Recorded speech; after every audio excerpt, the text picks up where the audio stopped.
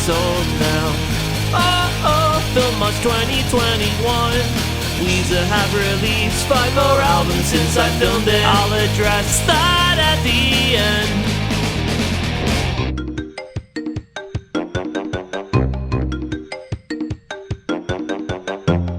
So I had a revelation on stream recently that being a Crash Bandicoot fan for the last 20 years is almost as bad as being a Weezer fan for the last 20 years. And now as someone who was born in 1998, I missed the golden eras of both, which means I was left with the bad aftertaste that the 2000s left. But before I spend 2 hours recording a video about Crash Bandicoot and Weezer for some reason, I want to acknowledge the elephant in the room. Got him. It's a green screen. I don't know what I'm touching right now, but I'm sure it's really incriminating. Yeah, I can make green screen videos now, but I do want to preface that this is strictly an exercise ball-free zone. After making this stupid revelation on stream, I feel like no one can really love Crash a huge amount. Like, Crash Bandicoot's a bit like Weezer, right? The first couple albums from Weezer, fantastic. Blue Album was Crash 1, 2, and 3. Crash Team Racing was Pinkerton, and then Crash. What was it? Wrath of Cortex was Green Album. Like, it was kind of similar to the originals, but it's not great. For some reason, I spent one night writing out an entire script comparing every Crash Bandicoot game to Weezer albums. Why do I do this to myself? So Crash Bandicoot was one of my favorite games as a kid, but it seemed as I got older, the games got worse. It was disheartening starting your experience as a Crash Bandicoot fan with the fantastic Crash Bandicoot 2, Cortex Strikes Back, and then fast forwarding 10 years later to Crash of the Titans. Let's be honest, the 2000s had some okay Crash games. The fun but unfinished Crash Twinsanity. The decent CTR sequel Crash Nitro Kart. Hey Crash Free, I kind of forgot to do my homework. Can I just borrow yours? Wrath of Cortex. Trust me, it's not as good as you remember. And you'll start to understand that it's really easy to compare these average Crash games from the 2000s to the okay Hurley and the oh my god, is the bar really this low? Raditude. Hey guys, I'm the Raditude dog.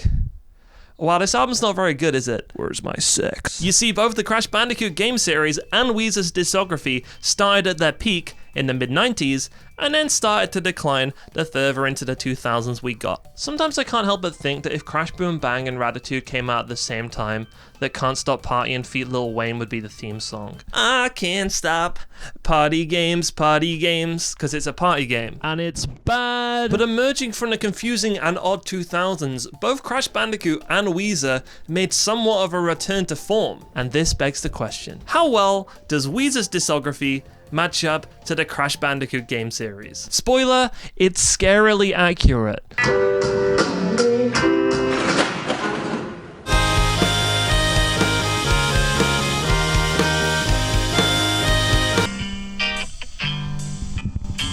The 90s were as good to Weezer. Hold on. The 90s were as good to Weezer as they were to Crash Bandicoot. In the decade that they were both created, they both happened to be at their peak. So obviously I like seeing the original Crash trilogy of Crash 1, Crash 2 Cortex Strikes Back, and Crash 3 Warped as Blue Album. It's really rare to find a Weezer fan who doesn't cite Blue Album as either their first or second favorite Weezer album. The foundation was laid with hits such as Ooey You, I Look Just Like Buddy Holly, and Say It Ain't So, oh yeah, which I like to see as Crash Bandicoot 1. I feel like Crash Bandicoot 2 sort of sets the Surf Wax America vibe with the surfing levels, as well as some of the less popular ones on the album such as Holiday and No One Else. And then you got Crash 3 Warped, which pushed the boat out a little bit more variety, in akin to songs such as In the Garage with its blasting harmonica intro, the manic outro in Undone the Sweater Song, and the 8-minute masterpiece that is Only in Dreams.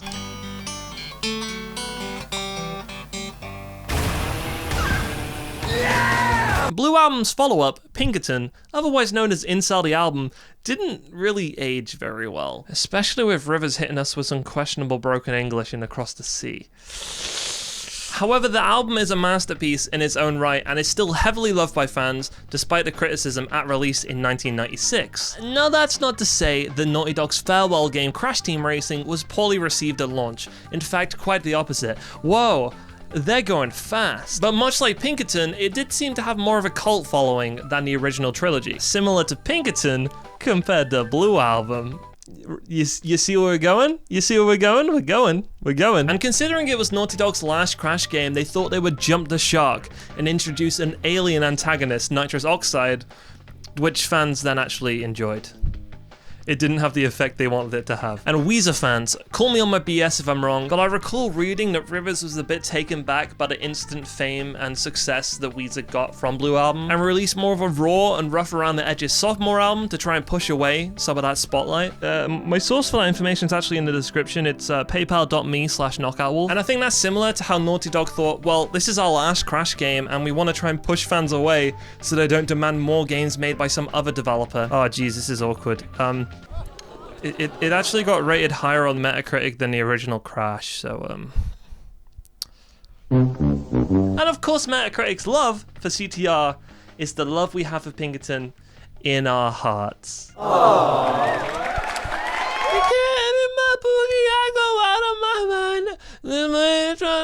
Weezer frontman Rivers Cuomo went back to school between Pinkerton and Green Album after suffering with depression due to the poor response that Pinkerton got. So it wasn't until 5 years later that they'd release the Green Album. And unfortunately, a mix of the poor reception to Pinkerton and the departure of falsetto providing bassist Matt Sharp left this album feeling like a bland cookie cutter version of Blue Album.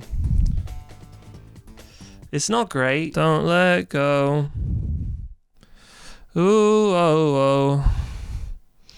Don't let go. Some remember classics such as Island in the Sun and Photograph, similar to the way that they attempted to carry on making Crash Bandicoot games in the same style as the Naughty Dog originals, with likes of the PS1 party game Crash Bash, and of course, the watered down Crash Warped clone, Wrath of Cortex. However, both these games and the Green Album feel like disappointing attempts to continue the legacy of both Crash Bandicoot and Weezer. We can still appreciate the fact that Crash Bash looks like a Naughty Dog game, and the Green Album looks like Blue Album, I guess. It's just green. But deep down, we know it's just a gimmicky party game. Or Hashpipe. It's basically Hashpipe, isn't it? Which can be fun every once in a while. And Wrath of Cortex is a lackluster attempt to carry on in the footsteps of Crash 3 Warped. And the lack of enthusiasm in Green Album opener Don't Let Go really echoes the blandness in a game that I can happily stop referring to as Crash 4. It was an attempt we appreciated enough at the time, and we still played it, but it was no Naughty Dog, or 90s Weezer.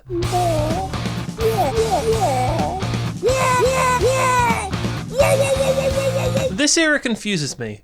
For both Weezer and Crash. I never gave this album too much attention when I first got into Weezer, and I never gave these games too much attention because I was too busy playing the kick-ass Vicarious Visions Finding Nemo game on the Game Boy Advance rather than the Vicarious Visions Crash games on the Game Boy Advance. But I'm under the impression that these 2D portable games were favored by a lot of Crash fans. They certainly weren't fantastic, but they were a good attempt. And that's how I feel about Maladroit. Maladroit. I always thought it was Maladetroit. I wonder if you can have shit in Maladetroit. And although both the games and the album are quite forgettable unless you're a diehard fan, I can still appreciate the riffing on Fall Together, the catchy choruses on Dope Nose and Keep Fishing, the same way I can appreciate that the Game Boy Advance Crash games were still Crash games at their core. There's still a bit of experimentation in the forms of tracks such as Burned Jam, in the same way the Vicarious Visions made Megamix for some reason. Oh my, okay, didn't need to see that. And this album's alright, and by the looks of it, so are the Game Boy games. Nothing to write home about, but not much to complain about either. My automobile is a piece of crap. My fashion sense is a piece of crap. No one asked Weezer to write this song, but they did it, and we kind of thank them, I guess. And that's how I feel about Crash Nitro Kart. Look, the game is no CTR. The controls were a bit finicky, the story was weird. It's almost as if they saw Naughty Dog jumping the shark and then jumped over them, because suddenly we're in space? Oh hey fellow Crash Bandicoot companions. It appears we're in a big stadium in space. I don't really know why. However, despite not being as good as its predecessor, the game introduced anti-gravity into a racing game a whole 11 years before Mario Kart 8 did. Ha, that's right, Nintendo. And I bet you didn't sell many copies of that, did you?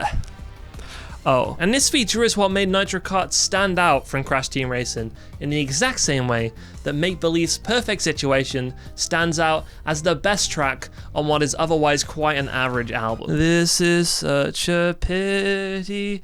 I actually kind of like that song. I mean, for some reason we all love We Are All on Drugs. Like, it's not actually a very good song, but we really like it. I really like it. We are all on... The riff-heavy We Are All on Drugs gave us the same feeling that finding out that the PS1 legends Crash Bandicoot and Spyro the Dragon were finally, after all these years, having a crossover, and it was on the Game Boy Advance. And the mediocrity of that crossover is about the same mediocrity as the rest of Make Believe. What? Why the Game Boy?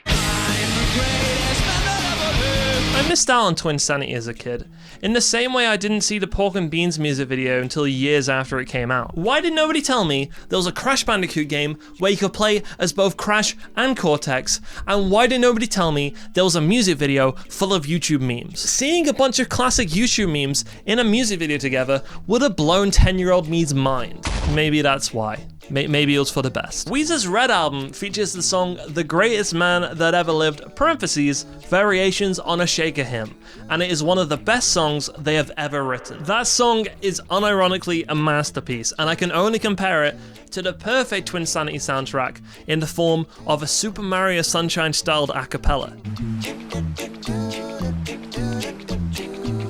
Oh, and that meta joke at the start, that's pretty good. I've been doing this for 10 stinking years. Back and forward, and I'm sick of it. Well, I'm not gonna do it no more! The rest of the album's a bit basic and not too memorable, in the same way that Crash Tag Team Racing tried to carry on the Crash Bandicoot racing style in like a racing platforming hybrid game that I loved as a kid but can't remember too much of now. But what I do remember is that the tracks were really basic and the game was way too easy. If you wanted to win a race, you just merged with another car, hence the Tag Team Racing title, you drove and they shot other cars behind you. But I do remember the platforming element being fun and being a really nice addition to a racing game, especially with the game being set in a theme park. I guess I could compare it to the Weezer track Heart Songs, which I kind of enjoy, but I'm also painfully aware of being a giant gimmick. I like the album with the baby swimming naked, and then Weezer blew up, and we got a fan base now. That's exactly how it goes. Weezer just came out and their new album's called Ratitude. Oh yeah, that's cool. Can we just skip on this one? Fine. Listen, it's all well and good saying, yeah, but if you're wondering if I Want You To, I Want You To is a good song, until you realize it's basically the same as saying, yeah, Crash Boom Bash is fucking dreadful, but at least it's a new Crash Bandicoot game. I've been doing this for 2 hours, I'm not taking any excuses. The poor graphics, the awful concept, and the dull gameplay pretty much summarizes how any of us feel about The Girl Got Hot or Can't Stop Partying. On second thoughts, maybe this album isn't as bad as Crash Boom Bang. Not even Weezer could stoop that low. It's not cool, dude. Skeletor seems to like it. It was rude for Hurley to entice us in with the great album cover and a fantastic opener, Memories, featuring the cast of Jackass. This album is fine. It's not awful, it's not incredible, it's fine. And so are these Crash games. The free roaming aspect was an interesting new take. The aspect of controlling giant mutants came out of nowhere, in the same way that Rivers came out of nowhere asking, where's my sex? Have you guys seen my sex anywhere? I'm just looking for it. Rivers, I don't know where your sex is, but what I do know is that those cutscenes in Might Over Mutant are pretty cool. Both games were made by Radical Entertainment, who also made the much better Simpsons Hit and Run, hence the same coin sound effect. That's basically it. I guess Brave New World's a pretty good song. I'm going to my grandparents tomorrow for a week, and I think they're still on dial-up, so I may have to pause for a minute here before I get back to you. Playing Crash Bandicoot Nitro Kart 2 on my iPod Touch. Pretty much only die-hard Weezer fans listen to this one, as it's a compilation album of songs and demos from 1993 to 2010, and is rarely considered an actual Weezer album. It features the song Turn Up the Radio, which Rivers actually wrote with Weezer fans through a YouTube series, but unfortunately the album was received as averagely as Hurley, which had only come out 1 month beforehand. What is it with Weezer just churning out albums? When Weezer churns out albums, that's when they're bad. I mean, recently Rivers said he wanted to release 4 albums in 1 year. So that's worrying. But despite the fact that Crash Nitro Kart 2 was actually pretty well received, it only felt right to compare the two, as not many people actually realized that Nitro Kart had a sequel. And that's because it's a mobile game. Why? It was an iOS exclusive using motion controls, which pretty much just borrowed from old Crash games, in the same ways that Weezer just kind of dipped into the archive to make this compilation album. It was quite basic and short, certainly a product of its time and the hype of the iPod Touch in 2010.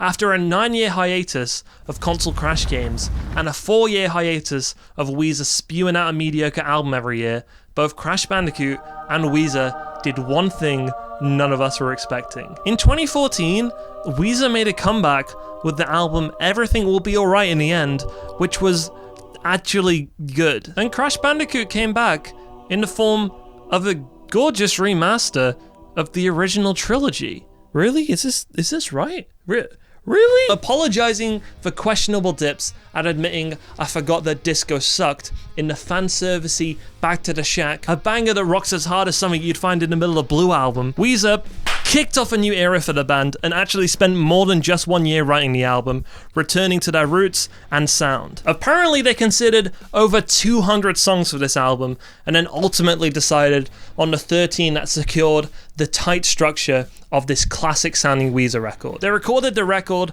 with Blue and Green album producer Rick Ocasek, I'm sorry if I butchered that, so that they could try and get the vibe of the album that started it all. Kind of like how Vicarious Vision said, hey Naughty Dog, can we have the framework for Crash Bandicoot 1, 2, and 3, and then took it so they could remaster the levels to play exactly how fans remembered. Sure, the remastered trilogy didn't play as tightly as we were expecting, but it still felt like a fantastic effort. And it also looked amazing, in the same way that Everything Will Be Alright in the End is the best sounding Weezer record since Pinkerton. That's right, I said it. This would really kick off a new comeback for Crash Weezer. I gotta stop doing that hurts. Taking that 90s nostalgia, giving it a new lick of paint, because they figured, hey, if we can't live up to what we did 20 years ago, why don't we just return to the original formula? Damn, Rivers, back at it again with the Ray-Bans. No! I fell in love with this album so hard, I almost broke my neck. The California Kid.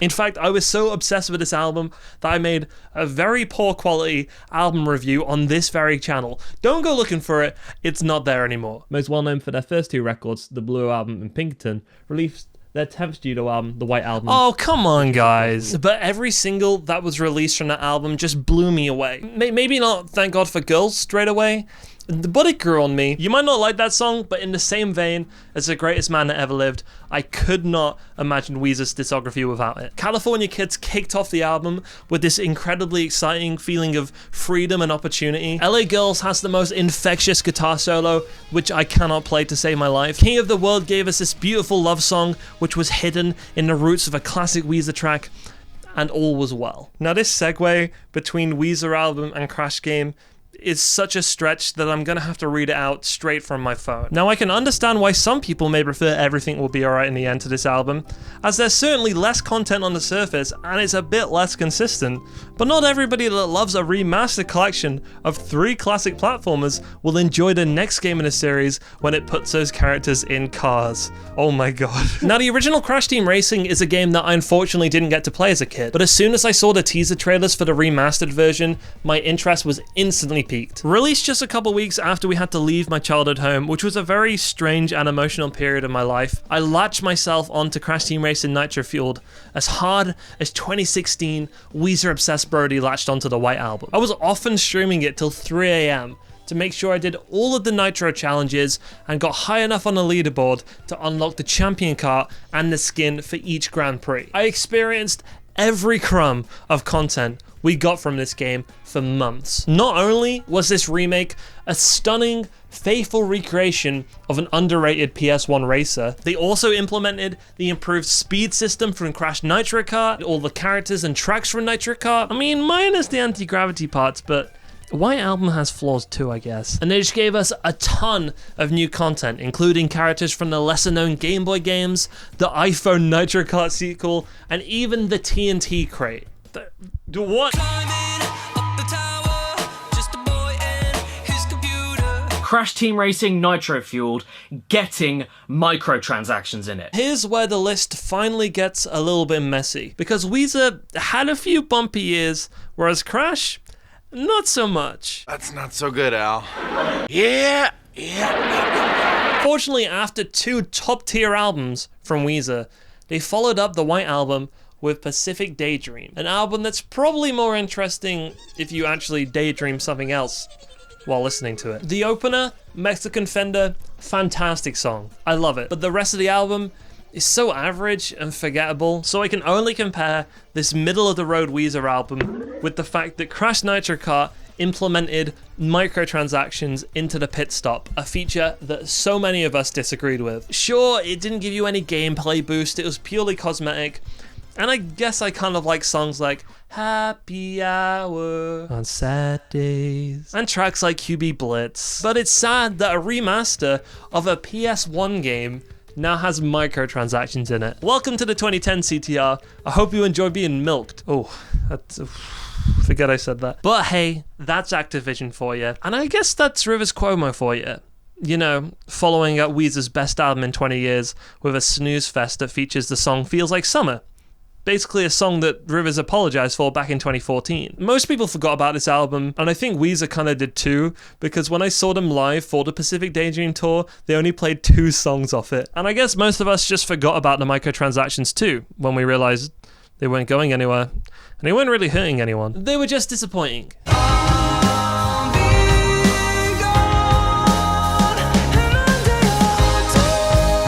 This might seem like a bit of a cop-out, but I think we accept Weezer's cover album as part of their discography now, in the same way that we accept that the new maps and characters and cosmetics introduced into CTR Nitro Fueled that weren't in the original as part of the game now. To play this game now without all the fun customization that Nitro Fueled brought, like the skins, the kart customization, the voice lines, the post-game animations, would make it feel naked and strange. Like me in the shower. But not only did Beenox deliver with these cosmetics, they also designed 8 brand new tracks to be released over the following year across different themed Grand Prix. No one expected all this new, fantastic free content, but they delivered, in my opinion, the same way that Weezer delivered by covering 10 classic songs to release as a separate album alongside the Black Album.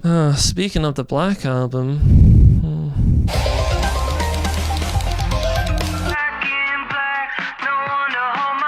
Crash Bandicoot 4 It's About Time was the perfect title because it was about time that we finally got a good sequel to the original trilogy. I feel like Weezer could have added It's About Time to the end of Everything Will Be Alright in the End because there was an 18-year gap between Pinkerton and that album. But there was an even greater gap of 21 years between Crash 3 Warped and Crash 4 It's About Time. So this game had to be good. And it was. It was great, in fact. So you're probably wondering why it's matched with the Black Album. Because the Black Album wasn't very good. Unfortunately, Weezer went back to their old habits, ditched their classic sound, and experimented poorly like they did Raditude. So let me take a minute to talk about our Lord and Savior, OK Human. At the time of coming up with this concept, OK Human had only been out for a week. And let me tell you, this album has no right being as good as it is. And although we all had faith in Toys for Bob to make a great Crash Bandicoot 4, after years of just really shitty and mediocre games, it was safe to assume it wasn't gonna be great. And in the same way Anthony Fantano, internet's busiest music nerd, gave OK Human an 8 out of 10, Crash 4? A light 8. It's creative, beautiful, fun, exciting, and on the surface, just a really brilliant game. The story's pretty good, the gameplay's a ton of fun, even for a casual player, it's pretty difficult, and there is so much to do. So much. All my favorite songs from that album, pun intended, Alu Gobi, Grapes of Wrath, they'll go down as some of my favorite Weezer songs, as will Crash 4 go down as one of my favorite Crash games and one of my favorite platformers. Alas, it does have its flaws, or in this case, its Black Album.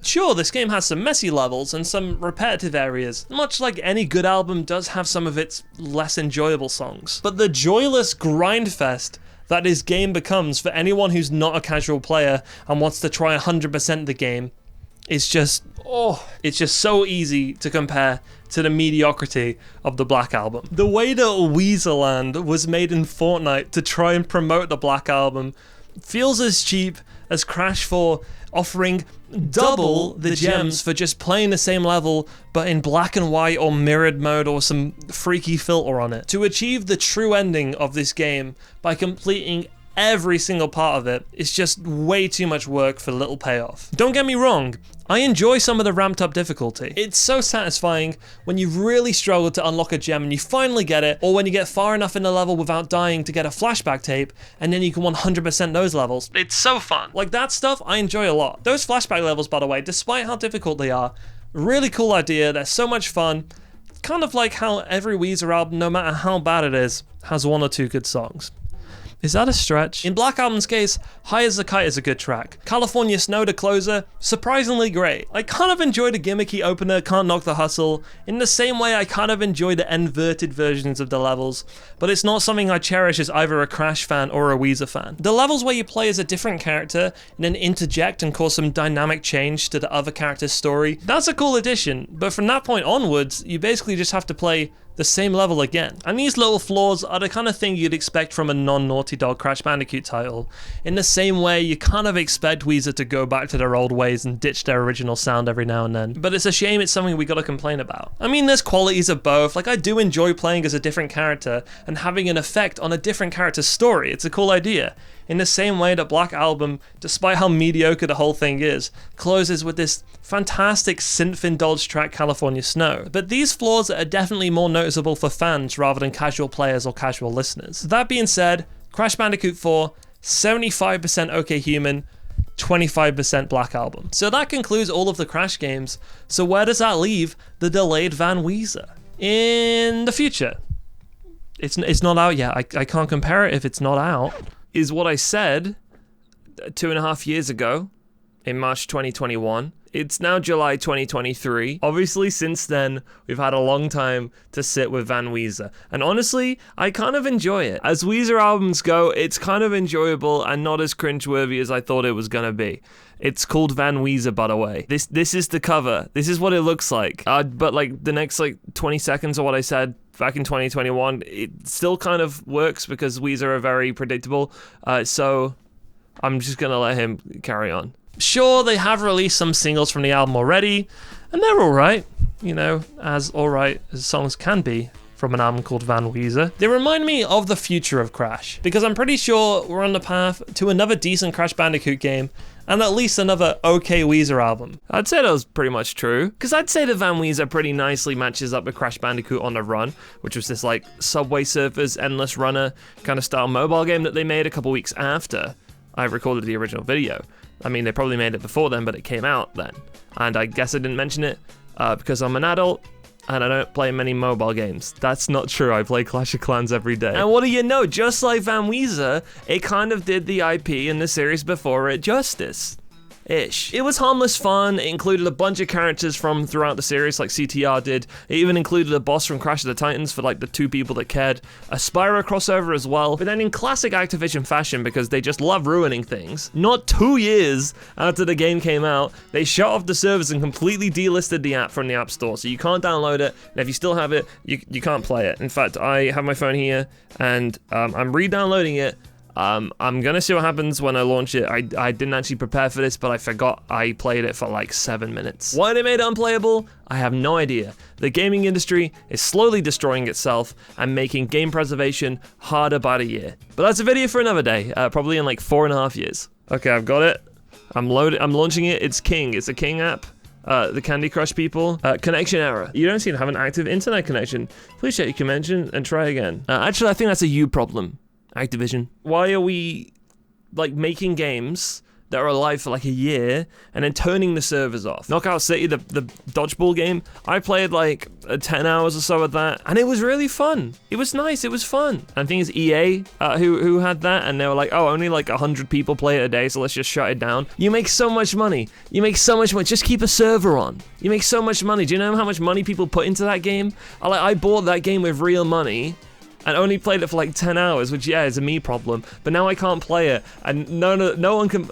So stupid. Why are we doing this? Why are we doing this? I want to play Club Penguin. Anyway, just probably talking about Crash Bandicoot and Weezer again. But how does poor game preservation have anything to do with Weezer, you may ask? I'm wondering the same thing. Well, just like the short lifespan of Crash Bandicoot on the Run, Van Weezer was originally written to be a stadium rock album after Weezer joined the Hella Mega Tour with Fall Out Boy and Green Day. Yes, Green Day's playing stadiums. They don't do tappy Van Halen stuff. I don't know why Rivers was like, we need an album like that. But yeah, guess what? I went to that tour and they didn't play a single song from Van Weezer. So why did you do it, Rivers? Why did you make the album? So just like how King pulled the servers on Crash on the Run, I guess Weezer pulled the servers on Van Weezer, because after it came out, they made all these music videos and stuff. One of the songs was in the new Bill and Ted film. It was actually quite a good album. And then they just stopped playing any of the songs live. Why? Good album, good game, both abandoned. The theory always works. I'm telling you, the theory works. I don't understand, it always works. But before I let 2021 Brody wrap this up, you know, the guy who does this too much with his hands and says the line, just like how Weezer, way too many times, God, can you tell I resented editing this video for 2 years? We should probably address the elephant in the room. That's Pikachu. Not an elephant. What I'm talking about is Seasons and Crash Team Rumble. Seasons was a year-long project for Weezer, where in 2022, at the start of each season, they release a new EP based on that season. Yes, they released 4 albums in 1 year. And as you'd expect from 4 Weezer albums in 1 year, it was kind of a mixed bag. There are some incredibly forgettable songs on those albums, but just like any Weezer project, there's also some fantastic ones. Okay, maybe fantastic is a strong word. I'm personally quite fond of I Want a Dog, Basketball, Can't Dance, Don't Ask Me, Run Raven Run, a little bit of Love, Thank You and Good Night, which is basically just a Dinosaur Pileup song, and there's a handful more. And I will say, despite a few duds, this project was actually better than I expected. Just like Crash Bandicoot.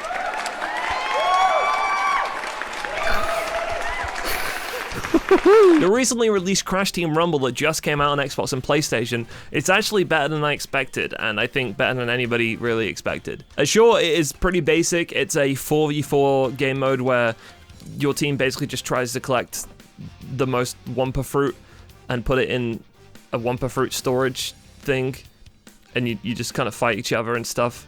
But it's kind of fun. I like how they incorporated different Crash Bandicoot elements into it, like the relics and the crystals and like the Aku Aku mask and all these different power-ups from different games throughout the series. I personally think it looks kind of dull. There's not that much to do in it. It kind of lacks game modes, and a lot of people are predicting it has a pretty short lifespan, but they put a lot of love into this, you can tell. Toys for Bob, who also did Crash Bandicoot 4, they put a bunch of cool cosmetics in there. There's a bunch of returning characters from throughout the series. There's roadmaps for new characters to be added and new content and stuff as the year goes on. We can play as Ripperoo for the first time. First time playing as Engine, if I'm not mistaken. We've even got a cool-ass new character called Catbat. Cool as fuck. Maybe the coolest character Crash Bandicoot has ever produced. I love them. And just like Weezer Seasons, nobody really asked for it, but it's here now, and we're kind of appreciating it as much as we can, I think. Yeah, I'm slightly concerned that in a year's time, both Seasons and Crash Team Rumble will have similar fates to Van Weezer and Crash on the Run, wherein they'll just be forgotten about. We won't have any Season songs on any of the set lists. In fact, my friend Mitchell went to see Weezer the other day, and I don't think they played any songs from it, bar like one. Oh, I gotta look this up now. Okay, we got Thank You and Good Night from Summer and Run Raven Run from Autumn.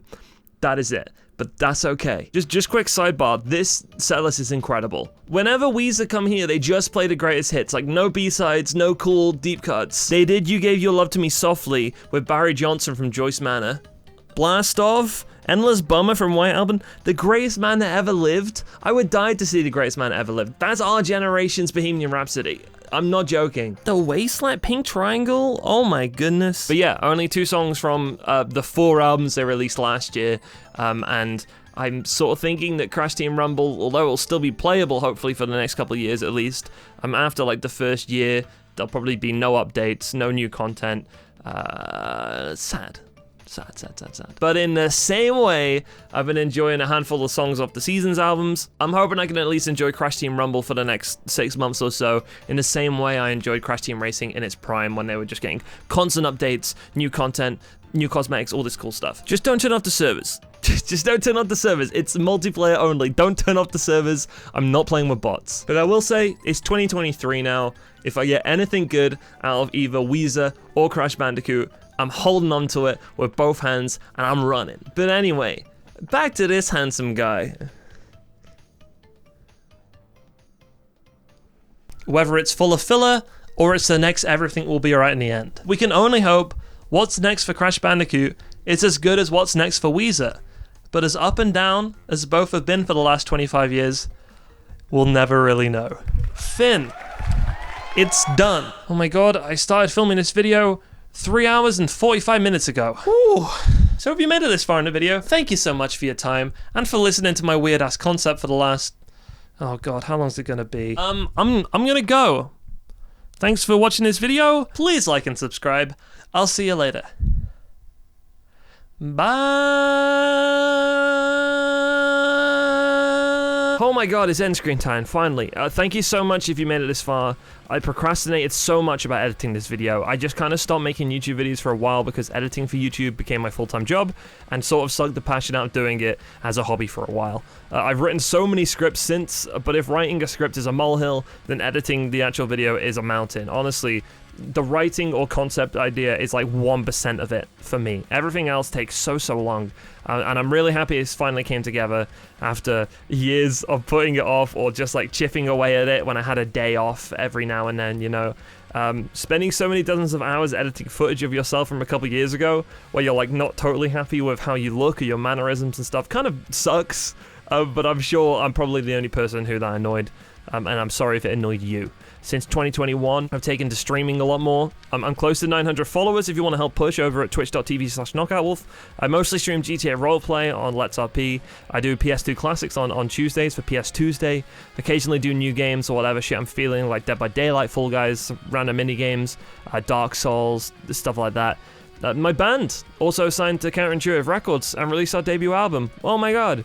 That was like a year ago now, which is wild. But if you want to give it a listen, it's called Learn to Let This Go by The Losing Score. I'd appreciate that a lot. We're coming up on our first ever US tour this October, which is crazy. I'm guessing if you like Weezer enough to watch this whole ass video about it, check out our songs, Maybe If I Try Hard Enough or Dream of You. I think they're probably the most Weezer sounding songs on the album. Let me know what you think, that'd be cool. I also started making silly, goofy teas. So go grab one of them if you want to. It kind of helps me a little bit. Wow, any hobby but editing these days, huh? Incredible. Anyway, like, comment, subscribe. Please don't dislike it because that's mean. And I'll probably see you at some time in the next 2 to 3 years. Cool. Bye.